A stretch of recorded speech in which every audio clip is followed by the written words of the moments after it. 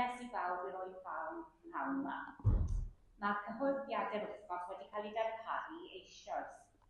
Bydd perfformiad nesaf tîm agor o llyfr y bore fory yn ysgol Glannorfa, felly pob hwyl i'r criw. Nos y bore am 6:45 bydd y cwrt gweddi'n cael ei gynnal yn y caffi yma ac ar Zoom. Ar fore dydd Mawrth bydd y ffrindiau bach yn cyfarfod yma yn y neuadd gefn, ac am 1:30 wedi 10 bydd y cylch yn cyfarfod yn y caffi. Bydd tîm o Ebenezer yn cynorthwyo gyda gwydod digartref yn y ganolfan glid ar fydd Mercher, a diolch I bawb sy'n cynorthwyo gyda'r gwaith pwysig hwn. Mae cardiau o'r gwaith celf brin gan Mair Robbins a Sandra Semmens ar werth yn y cefndir prynhawn yma, £2 yr un felly. Gobeithio byddwch chi'n gallu prynu rhai, a mae'r elfen gyd yn mynd at y samafiaid. Mae un cyhoeddiad yn rhaglaen i'r eglwys fe gynhelir cwrdd eglwys ar ddiwedd yr oed fawn ar ddydd Sul y 9 ar 20 o fis Mawrth. A byddwn ni'n trafod adroddiad ariannol 2025 a ddathiadau 200 mlynedd Ebenezer. Mae gen I 2 cyhoeddiad allanol. Ar nos Wener nesaf, Fawrth yr 20 yn 7 o'r gloch yn Eglwys y Crwys, cynhelir cyngerdd gan Môr Merched Cana. Bydd so cyngerdd Gareth y Drws am Ddifryd Pen a mynediad I Blas am Llyn. Ac ar prynhawn dydd Sul nesaf am 3 o'r gloch yn Campel Tonfennydd yn Caerffili, cynhelir digwyddiad Tân o'r Nedd. I ddathlu 200 o flynyddoedd ers gen Ian Griffith, ac bydd y cyfarfod hwnnw dan ofal y Dr Erin Jones a Sian Meinir. Bydd oed fawn dydd Sul nesaf o dan ofal Alun, am 10 o'r gloch yn canolfan yr Eglwys Newydd, ac yma am 3 o'r gloch prynhawn. Diolch yn fawr.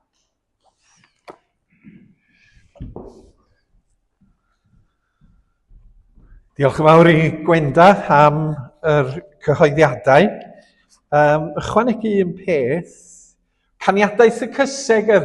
Mae rhai ohonoch chi o Ebenezer yn foregodwyr ac eisoes wedi clywed yr oedfa neu'r rhaglen am 6:30 bore yma. Ond dwi'n clywed bod yna rai eisiau rhithro adra I wrando ar yr rhaglen am 4:40. Felly fyddai chydig bach fwy cryno nag arfer heddiw eich mwyn chi. A ga I ddiolch I bob un gymrodd rhan hefo recordio. Nes I wibio trwy'r gwasanaeth yn sydyn a gwrando arna chi gyd a gwerthfawrogi y cyfraniadau amrywiol a'r dewisiadau o emyna. A mae'n diolch ni Helen Thomas, oedd yn gyfrifol am drefnu caniadaeth y cysegr ar yn rhannu a cydlynu y cwbl yn drefnus. Felly diolch o galon, a da ni diolch I cwmni Dafydd Parry am dderbyn yr awgrym yn bod ni yn cynnal rhaglen oherwydd bod ni'n dathlu 200 mlynedd. Felly os oes ganddoch chi'r dechnoleg ddiweddara, bydd I ar gael am 30 diwrnod ar alwad. Be maen nhw'n galw? Ar alwad, ar sounds BBC iPlayer. Diolch yn fawr. Gawn ni ailryweddi. Arglwydd, da ni yn gwerthfawrogi y munudau yma hyd addoli di. Ac unwaith eto I sylweddoli ac I ddathlu dy fod ti yn dduw mawr a rhyfeddol. A fod y gariad di-ddarfod tuag ata ni yn syfrdanu. Ac wrth I ni feddwl am yr arglwydd Iesu, wrth I ni feddwl am yr efengil fawr, bod addoliad yn crynhoi yn calona. Ac yn ystod yr awr yma, da ni am fynegu yn mawl a'n gwerthfawrogiad a'n diolchgarwch I ti am yr holl bendithion a dderbyniwn o ddwylo hael. Cymer ni yn awr gogoniant I ti dy hun. Yn enw Iesu. Amen. Dywch I ni ganu'r emyn cyntaf. Wel, dyma hyfryd fan I droi at Dduw a'r geiriau sydd yn dilyn.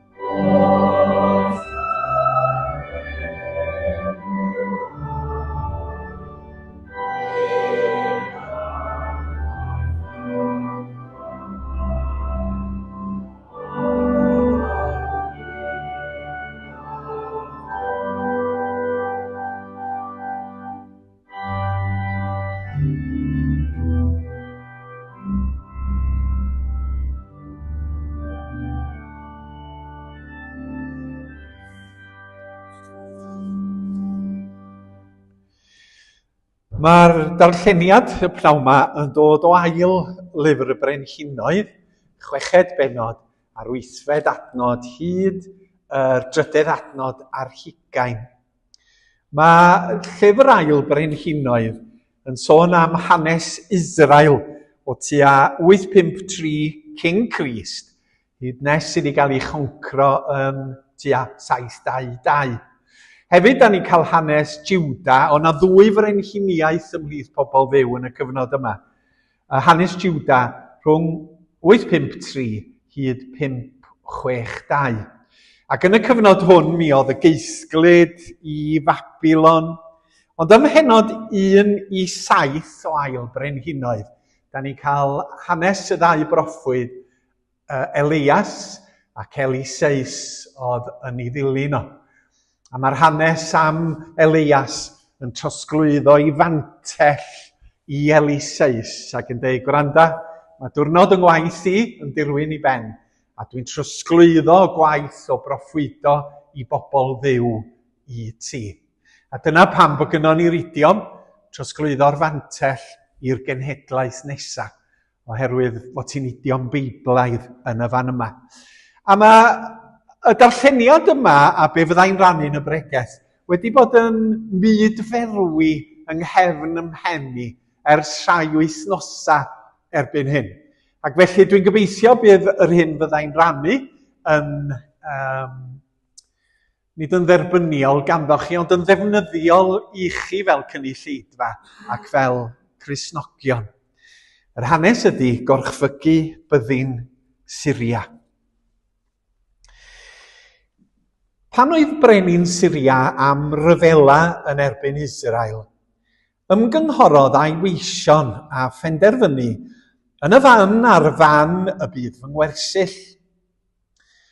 Ac anfonodd gŵr Duw at frenin Israel a dweud, gwylia rhag mynd heibio'r fan ar fan, oherwydd y mae'r Syriaid yn mynd i lawr yno.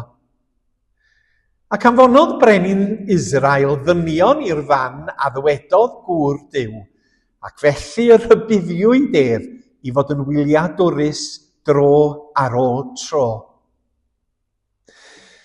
Cynhyrfodd brenin Syria am hyn, a galwodd ei weision ato a dweud wrthynt, ond i ddwedwch wrthyf pwy ohonom sydd o blaid brenin Israel.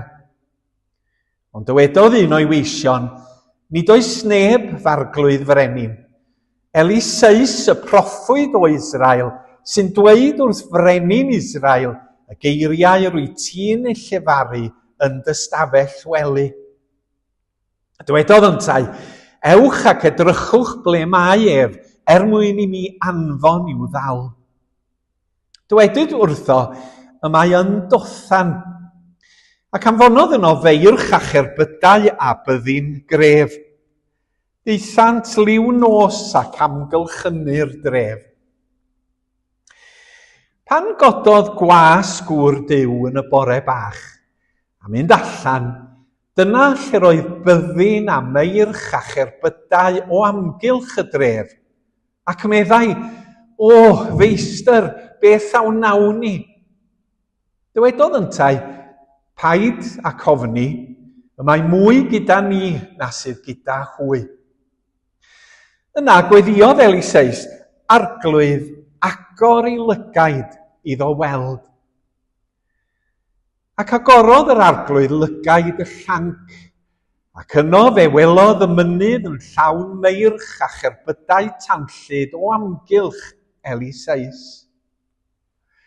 Pan ddaeth y Syriaid i lawr ato, gweddiodd Eliseis ar yr arglwydd a dweud, taro'r pobl hyn yn ddall, a thrawyd hwy'n ddall yn ôl gair Eliseis. A dywedodd Eliseis wrthynt, nid dyma'r ffordd, nid hon yw'r dref, dilynwch fi ac af a chwi at y gŵr rydych yn ei geisio, ac arweiniodd hwy i Samaria. Wedi iddynt gyrraedd Samaria, dywedodd Eliseis arglwydd agor lygaid y bobl hyn iddynt weld. Pan agorodd yr arglwydd ei llygaid a hwythau'n gweld, yno yng nghanol Samaria yr oeddent. A phan welodd brenin Israel hwy, gofynodd i Eliseis, fy nhad, ac a fi ei lladd bob un. Atebodd yntau, na, paid ei lladd, a fyddi ti'n lladd yr rhai a gymerit yn gaeth drwy dy gleddyf a sbwa, rhofara a dŵr o'i blaenau, iddynt gael bwyta a cyfed a mynd yn ôl at ei meistr. Arlwyodd wledd fawr iddynt, ac wedi iddynt fwyta a cyfed, gollynnodd hwy. Eithant at ei meistr, ac ni ddaeth byddinoedd Syria rhagor i dir Israel. A diolch i Dduw am ei air sanctaidd. Amen. Mi ddown ni yn y munud at un adnod, falle bod chi'n gallu dychmygu. Mae heddiw'n Sul y Fam, a mae Undeb yr Annibynwyr wedi cynhyrchu gweddi fer ar ffurf fideo, ac felly da ni'n mynd i chwarae y fideo rwan.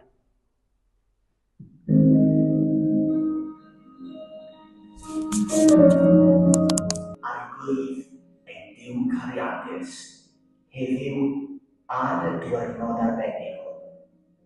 Deiwn ati gyda chalonau llawn diolchgarwch am rôl y mamau.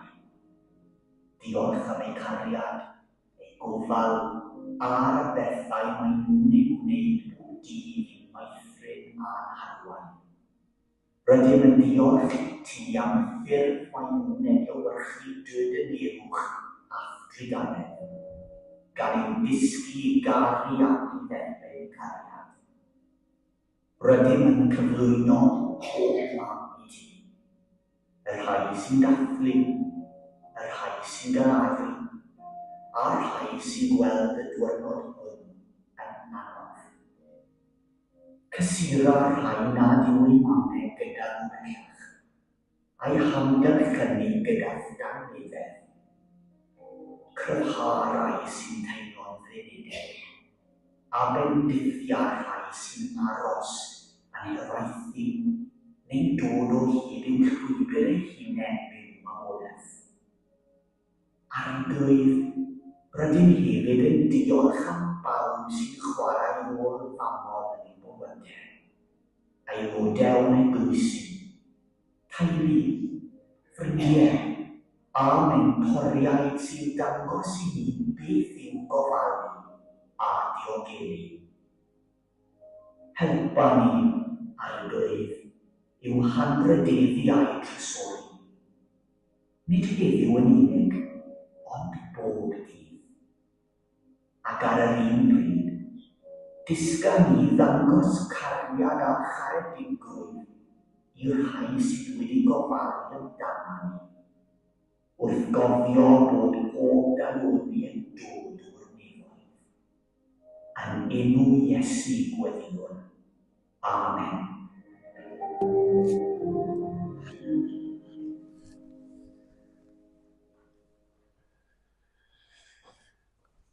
Sul y Fam, teimladau cymysg yn does yn dibynnu ar yn profiadau a'n hamgylchiadau. Ond da ni diolch Undeb yr Annibynwyr am gynhyrchu y deunydd yma. Ac yn y dyfodol maen nhw'n mynd i gynhyrchu llawer mwy o ddeunyddiau digidol mwyn i ni allu defnyddio yn yr oes digidol fel eglwysi. Gawn ni barhau mewn gweddi.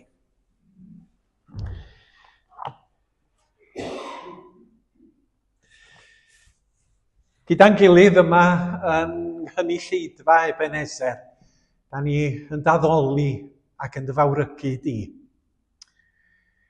A da ni'n uno gyda yr eglwys Gristnogol ar hyd a lled y byd ar y sul hwn, sydd wedi dod at ei gilydd yn ddegau o filiynau o bobl i ddiolch i ti am fendithion bywyd ac i ddiolch am yr iachawdwriaeth ysblenydd yn yr arglwydd Iesu Grist.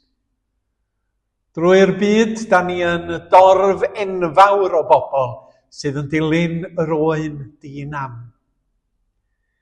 Cynnwrth wi ni nawr drwy ddylanwad yr ysbryd glân i ganolbwyntio arna ti. A wni di symud o'r neilltu y pethau hynny sy'n mynd a'n sylw a'n bryd a'n meddyliau mewn oedfa, fel yn bod ni'n cael yn gwefreiddio o'r newydd, gan yr arglwydd Iesu, gan arwyddocad dragwyddol yr hyn a gyflawnwyd ynddo ef. Y groes, y bywyd perffaith, yr atgyfodiad, y gwersi am dy deyrnas di, yn dod â chyfiawnder a maddeuant a charedigrwydd i ddynoliaeth. Pan da ni'n myfyrio ar hynny, da ni'n sylweddoli pa mor groes ydy ffyrdd y byd hwn a dyheadau cymdeithas yn aml i dy ffyrdd di dy hun. A mae yna ddyhead yn calonna i dy deyrnas di ddod i'r byd mewn ffordd sydd yn gweddnewid yr hyn sydd yn digwydd. Bod casineb yn cael ei orchfygu gan gariad, fod dial yn cael ei orchfygu gan faddeuant, bod tywyllwch y byd hwn a'i fateroliaeth yn cael ei drechu gan oleini'r byd yn yr arglwydd Iesu Grist. Oherwydd mae'n cymuned, mae'n cenedl, mae dynoliaeth, angen dy bresenoldeb a dy ddylanwad di. Oherwydd heddiw eto, da ni'n galaru, oherwydd fod y byd hwn yn byd sydd yn cael ei rwygo gan drachwant am rym a chyfoeth, gan ddifrawder a difaterwch tuag at cyd-ddinasyddion. Da ni'n cael yn dychryn gan yr hyn sydd wedi digwydd yn y dwyrain canol a'r hyn sydd yn parhau i ddigwydd yn Iran. Ac yn mesu deall rhesymeg arweinyddion gwledydd grymus y byd yma i ddad-sefydlogi pethau yn waeth na maen nhw. Ymosod yn hunandybus ar genhedloedd, yn difa ac yn lladd ei harweinyddion, yn cipio ei harweinyddiaeth, a drwy'r cwbl arglwydd, nid yr arweinyddion cyfoethog pwerus sydd yn dioddau, ond pobl gyffredin fel ni. Teuluodd bychain sydd yn byw ei bywyd yn ddidwyll yn y dwyrain canol. Plant bach yn cael ei lladd, ysgolion yn cael ei bomio, cymunedau yn cael ei dinistrio ar allor gwleidyddol y gorllewin a'r dwyrain. Ac wrth wylio'r newyddion, da ni'n gyfan gwbl ymwybodol nad dyma ffordd dy deyrnas di, nid dyma'r hyn ddysgodd yr arglwydd Iesu ynglyn â charu ein gilydd, ynglyn â charu gelynion, ynglyn â maddau'r rhai sydd yn niweidio ni. Oherwydd mae efengil yr arglwydd Iesu yn heriol, yn wahanol i drachwant y byd yma, ac yn gofyn i ninnau bobl yr arglwydd Iesu i sefyll drosto ef a'r gwirioneddau sydd wedi cael ei datguddio. Felly fe weddiwn dros y bobl a'r eglwys Gristnogol ar hyd a lled y bydd hi yn ddirym yn y toes, y bydd hi yn halen y ddeiar, y bydd hi yn oleini'r byd sydd yn dod â chyfiawnder i bob sefyllfa, gan greu parch tuag at gyddyn, gan greu cyd-ddealltwriaeth rhwng pobl sydd yn anghydweld. Tyrd ysbryd glân a gweithia ymhlith y cenhedloedd, tyrd ac arwain ni oddi wrth yn rhyfelgarwch i geisio heddwch. Fe weddiwn hefyd dadnefol dros yr rhai hynny sydd yn fregus o fewn i'n cymunedau ni yn hunan. Fe weddiwn dros famau ar Sul y Manmau sydd yn brwydro'r yn galed ar eu pennau hunan i fagu ac i meithrin eu teulu. Da ni'n ymwybodol i bod nhw'n gallu bod yn fregus ac yn unig ac yn ddiamddiffyn. A defnyddia ni dy bobl i fod yn ffordd i fod yn gefn ac yn gynhaliaeth iddyn nhw yn y gwaith trwm o feithrin plant. Ni'n meddwl am y plant bach a'r bobl ifanc sydd yn tyfu fyny yn yr oes ddryslyd hon. Rhai o fewn i'n teuluoedd ni, da ni'n gofyn y byddi di'n ei gwarchod a'i diogelu, fel bod na ddylanwadau da a dyrchafol arnyn nhw. Bod Efengil yn cael lle yn ei bywydau, a'i bod nhw'n tyfu garu yr arglwydd Iesu Grist tywysog tangnefedd. Fe weddiwn y prynhawn yma dros ein teuluodd, da ni'n meddwl falle'n bobl arbennig yn yn gweddi. Pobl da ni yn pryderu yn fawr amdanyn nhw, pobl mae ganddo ni ofal drostyn nhw. Fe weddiwn dros y teuluoedd hynny sydd yn ofalwyr dros deulu hun.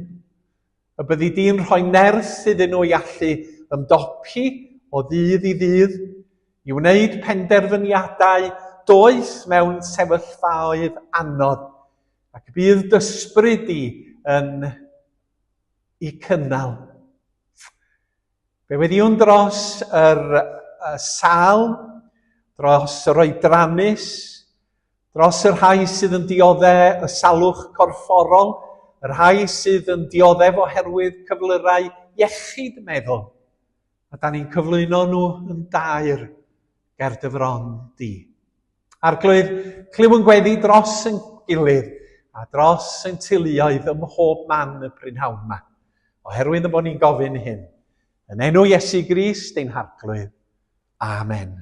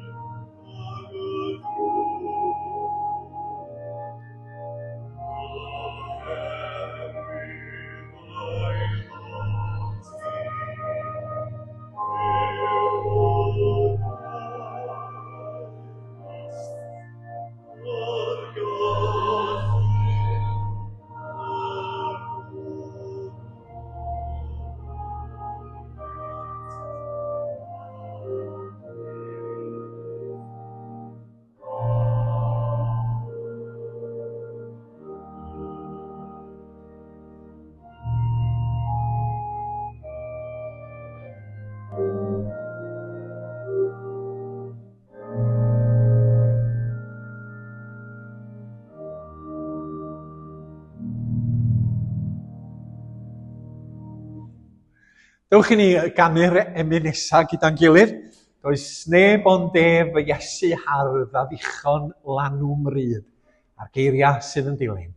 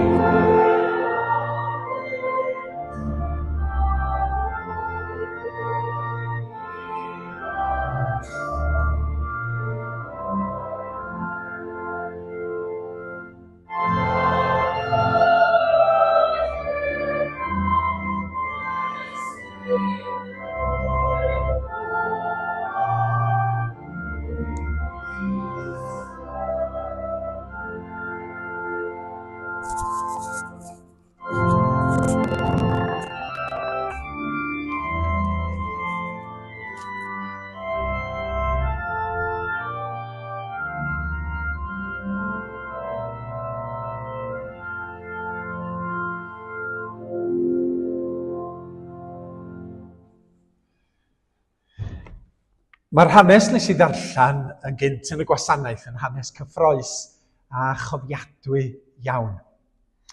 A dyma'r adnod dwi eisiau tynnu'ch sylw chi ati y prynhawn yma, yna gweddiodd Eliseis arglwydd agor ei lygaid iddo weld, ac agorodd yr arglwydd lygaid y llanc. Da chi wedi clywed yr hanes, mi oedd byddin Syria am ymosod ar Israel, a lle bynnag oedd y brenin Syria mynd ar y fyddin, mi oedd brenin Israel yn gwybod lle oedden nhw'n mynd. A doedd brenin Syria ddim yn dallt hyn yn iawn. A mi gyhuddodd o i ddynion ei hun o'i fradychu fo i ddechrau. Ond dyma un o'r milwyr yn dweud, na nid un ohono ni ydi ond y proffwyd Eliseis. A'r hyn oedd yn digwydd oedd fod Duw yn rhoi datguddiad i Eliseis o lle oedd y gelyn yn mynd. Yn yr Hen Testament, da ni gweld y ffordd mae Duw yn datguddio ei hun yn uniongyrchol i unigolion ac i'r proffwydi ac yna i'w bobl. Mae pethau newid ar ôl i'r arglwydd Iesu ddod, a mae y dull wahanol fel y gwelwn ni yn y munud. A mi oedd o'n deud wrth Eliseis, mi fydd byddin Syria yn y cwm yna, ni yn y dyffryn acw, ni wrth ymyl yr afon yna. Ac felly, mi oedd byddin Israel a brenin Israel yn gallu osgoi y gelyn. Ac felly, dyma brenin Syria o ddysgu bod Eliseis wedi cael yr wybodaeth mae gan Dduw yn deud, reit, awn ni at lygad y ffynon, a mae rhaid ni ladd y proffwyd Eliseis. A dyma fo'n anfon i ysbiwyr allan lle mae o, sy'n rhywun di weld o, a dyma nhw'n canfod fod Eliseis yn rhef Dothan. Ac felly dyma fo'n anfon y fyddin i dref Dothan a deud, da ni'n mynd i ddal y dyn yma. Amgylchynwch y dref. A dyna ddigwyddodd. Ac yn y bore bach, medda'r gair, dyma gwas y proffwyd yn codi ac yn mynd i nôl dŵr neu beth bynnag oedd o'n neud ben bora. A dyma fo'n gweld byddin Syria wedi amgylchynu. Milwyr, y tarianna, y gwaywffyn, y cleddyfa, y meirch, y cerbydau. A mae o'n mynd at y proffwyd a dweud, be wnawn ni? A dyma Eliseis yn rhoi ateb annisgwyl i'r gwas. Paid o phoeni, medda fo, nid dyna ddeiria fo, ond mwy yw yr rhai sydd gyda ni na'r rhai sydd gyda hwy. Ac oedd y proffwyd newydd weld byddin y gelyn wedi cael amdanyn nhw gyda'r nod o ladd y proffwyd Eliseis. Be di hyn? Be di hyn? Medda'r gwas. Ac yna dyma Eliseis yn gweddio. Troi at yr arglwydd a dweud, arglwydd, agor ei lygaid iddo weld. Ac agorodd yr arglwydd lygaid y llanc. A da chi'n cofio be oedd yn digwydd wedyn? Agorodd yr arglwydd lygaid y llanc, ac yna fe welodd y mynydd yn llawn meirch a cherbydau tanllyd o gwmpas Eliseis. Rwan nid byddin llythrenol oedd honno, ond gweledigaeth oedd yn arwyddo presenoldeb Duw. Cyn i ni fynd at hwnnw, mi oedd y gwas yn ddall i ddau beth. Oedd o'n ddall i presenoldeb Duw, ac oedd o'n ddall i weithgarwch Duw. Ac oedd o yn byw hefo un o broffwydi mawr Israel. Un o'r arweinyddion ysbrydol pwerus. Ac eto doedd y gwas, i fod o'n bresenoldeb y proffwyd, ddim yn ymwybodol o bresenoldeb Duw yn yr argyfwng yn Dothan. Ac yn sicr doedd o ddim yn gweld Duw ar waith yn y sefyllfa honno.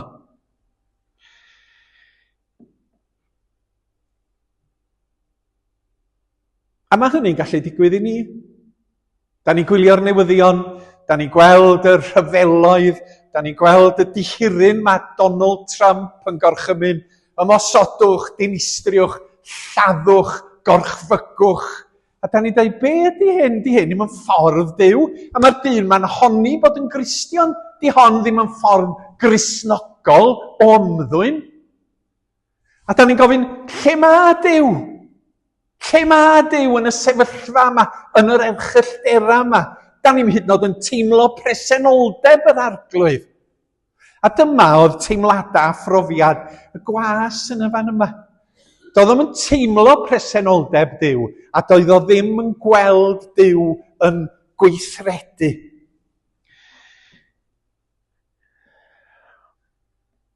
Ac yna mae Eliseis yn gweddio yn tydi. Mae o'n gweddio. Mae'n gweddio dros y gwas.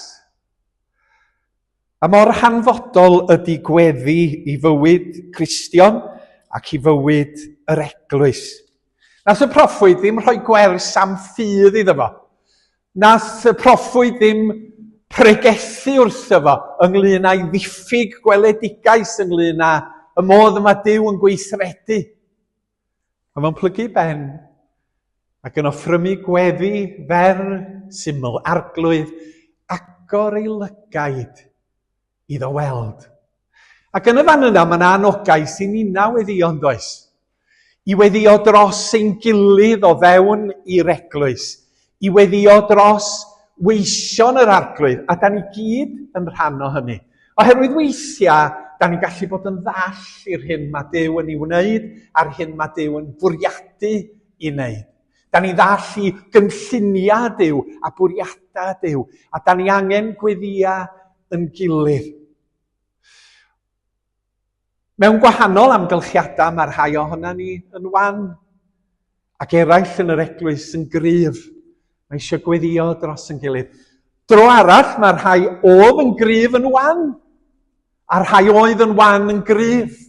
Mae eisiau ni weddio dros yn gilydd. A gweddio gweddi syml fel Eliseis, agor ein llygaid i ni weld Duw ar waith, i ni weld presenoldeb Duw gyda ni. A da ni canu'n rhadlon, dydy, mae Duw yn llond pob lle, presennol ym mhob man, y nesaf i wefe o bawb atenaid gwan.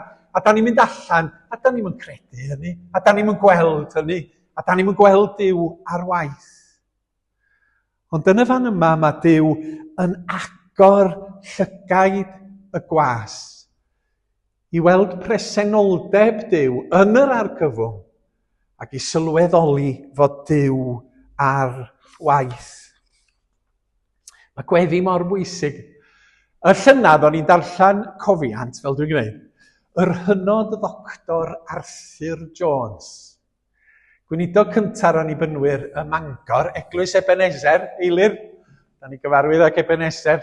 Nath Ebenezer ddirwyn i ben yn ystod yn hoes ni, y Mangor. Ond mi oedd Arthur Jones yn dipyn o gymeriad. Oedd ei daid o yn cadw melyn yn Llanrwst, tua 25 milltir o lle gafodd Vicky i magu, a mae yna stad cyngor yn Orwan, Cae Felyn. A mi oedd taid Arthur Jones yn Anglican o argyhoeddiad, oedd eisiau cael gwarad o'r ymnill diwyr yma, oedd yn dod i gicio'n erbyn tresi y drefn Anglicanaidd yn Llanrwst a Dyffryn Conwy. A mi oedd i daid o a'i ffrindiau yn mynd o gwmpas yn erlyd ymnill diwyr. Ac un noson dyma y taid yn dweud, Arthur bach, tyrd hefo fi i roi styd i'r ymnill diwyr sy'n cynnal cwr gweddi mewn tyddyn yn Llanrwst. A dyma nhw'n mynd at y tyddyn liw nos hefo pestyna, meddyliwch chi. Mwyn colbio, mwyn rhoi styd i'r bobl yma oedd yn gweddio. Ac oedden nhw'n disgwyl tu allan i'r tyddyn. Ac Arthur Jones yn fachgen ifanc yn y fan honno. Ac oedden nhw'n gallu clywed y gweddia. Ac wrth weddio, dyma Arthur Jones yn clywed rhywun tu mewn, yn gweddio dros Arthur Jones, ac yn gofyn i'r arglwydd i achub o, ac i ddod â fo i ffydd yn yr arglwydd Iesu. Ac mi ddychrynnodd Arthur Jones a'i daid gymaint, fel i bod nhw wedi rhoi heibio i bwriad i ymosod ar yr ymneilltuwyr. Maes o law, dyma Arthur Jones yn dod i ffydd ac yn dod yn weinidog ar eglwys annibynnol Bangor Ebenezer. Da ni'n gwybod pwy weddiodd y weddi. Da ni'n gwybod beth oedd y geiriau'n y weddi. Ond da ni'n gwybod hyn. Fe newidiodd y weddi fywyd Arthur Jones tra roedd o ar y ddeiar yma. A tybed pan da ni'n gweddio?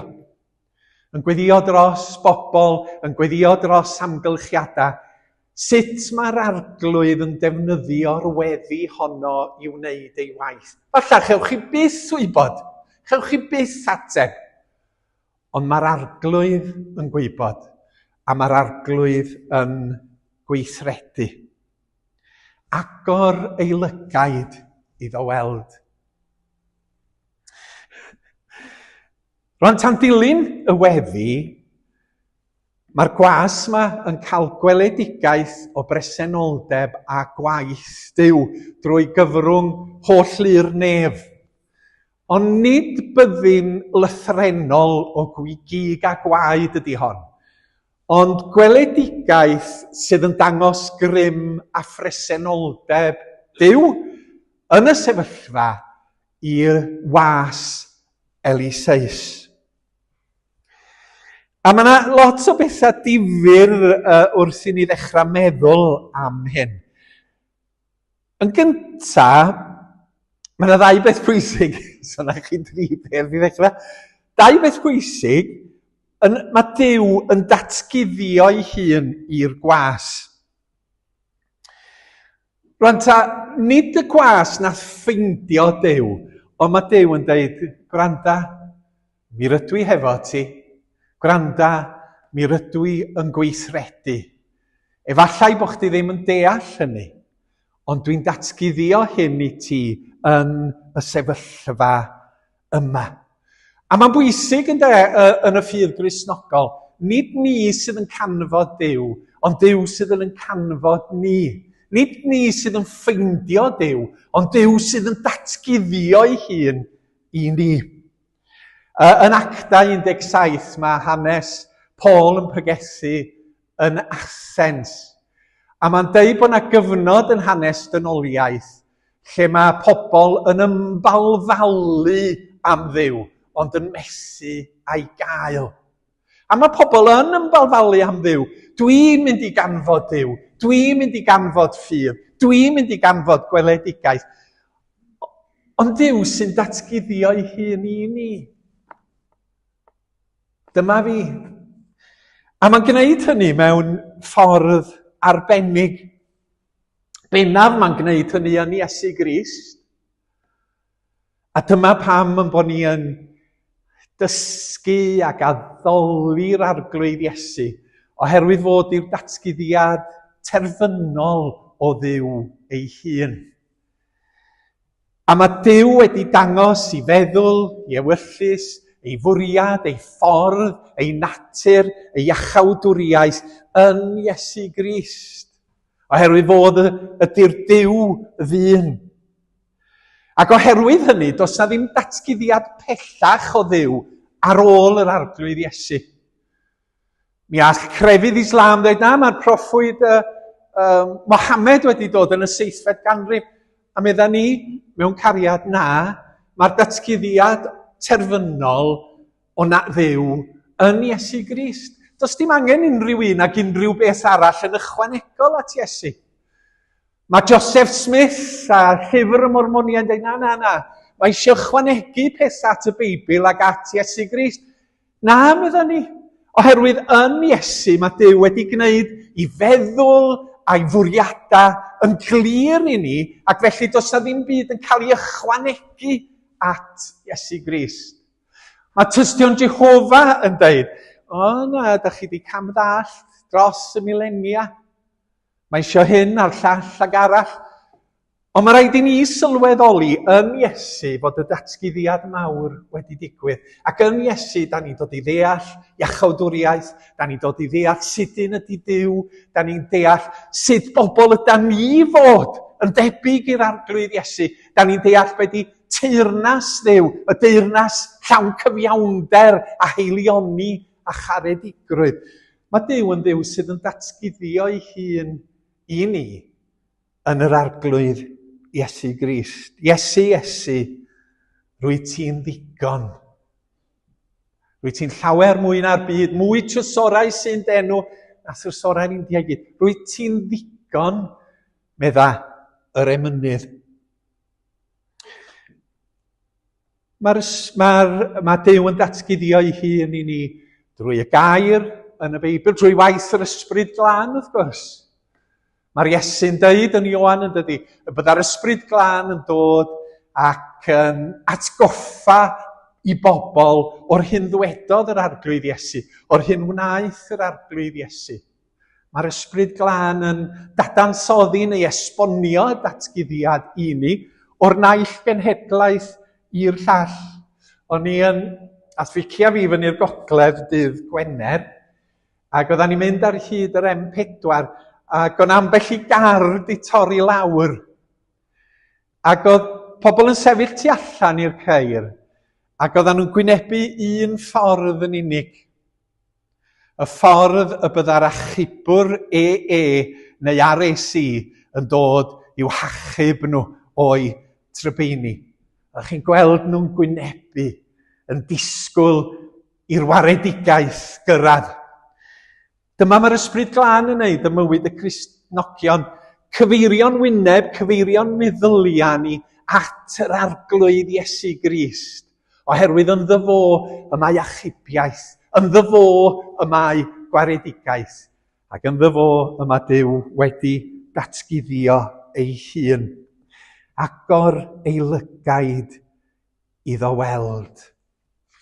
A da chi'n gwybod, mae'n bwysig yn bod ni yn gweddio'r yr arglwydd i agor yn llygaid ni i weld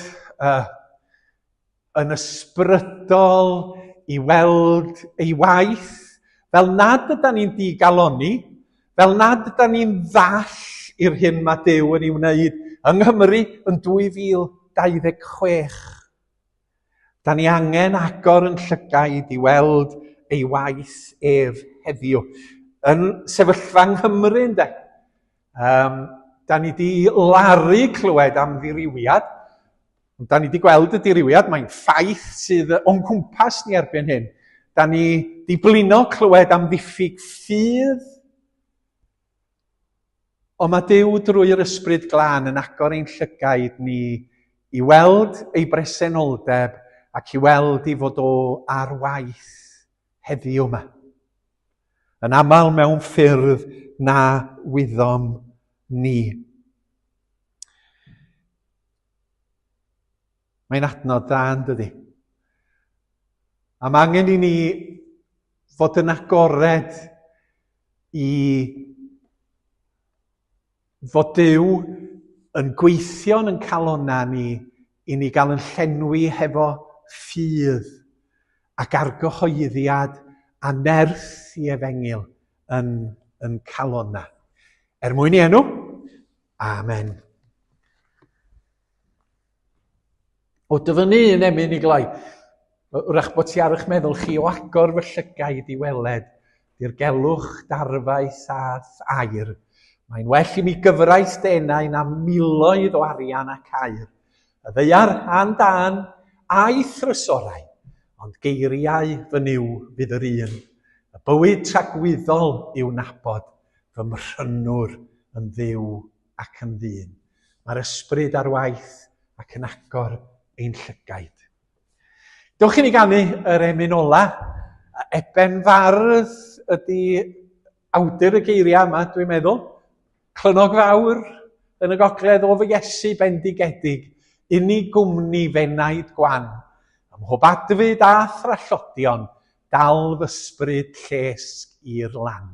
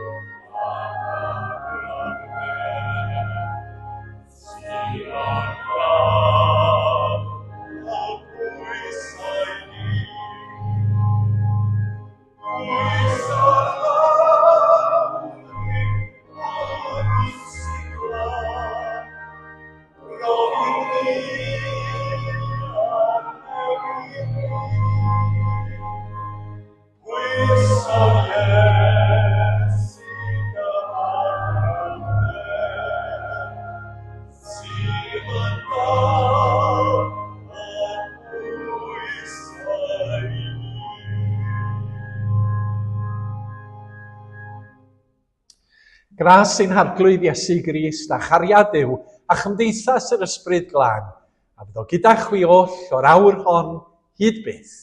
Amen.